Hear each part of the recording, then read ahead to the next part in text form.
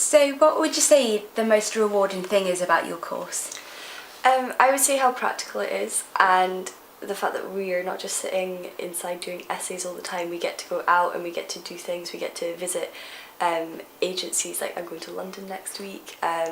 We do physical work rather than written work, and I think that's the most rewarding thing. Okay, and what would you say your main influences are, or who would you say? I don't really have specific artists and designers, but I would say everything around me is an influence. So it can be an advert, so an actual piece of design, or just the way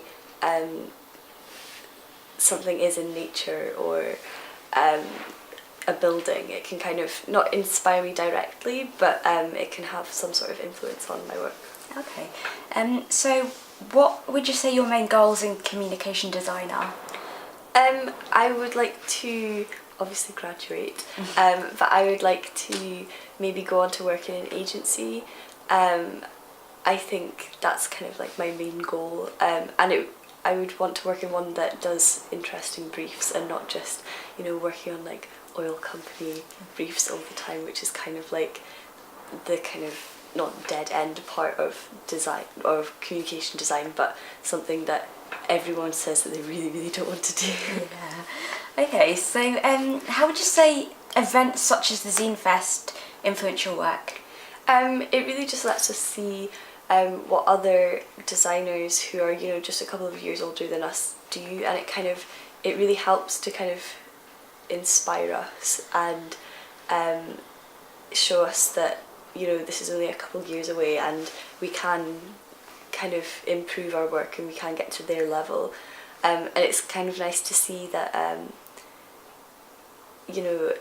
one day we will be like at that kind of level, and we just have to put a lot of work into it.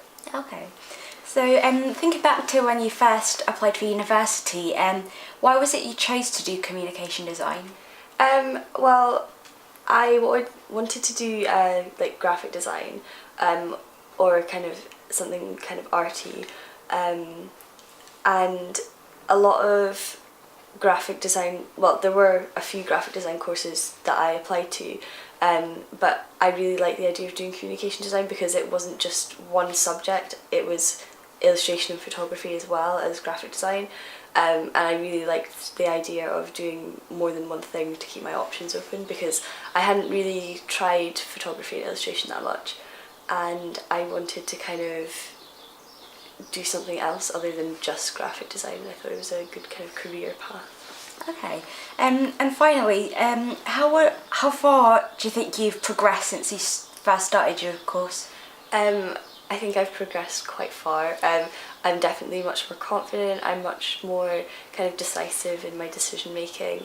I know what looks good, I know where to research and what to research, and the kind of things that kind of make good design, and there are quite a lot of like common pitfalls in design, and I think just learning where or how people make these mistakes and how to avoid them is very useful. But yeah. Okay, thank you so much.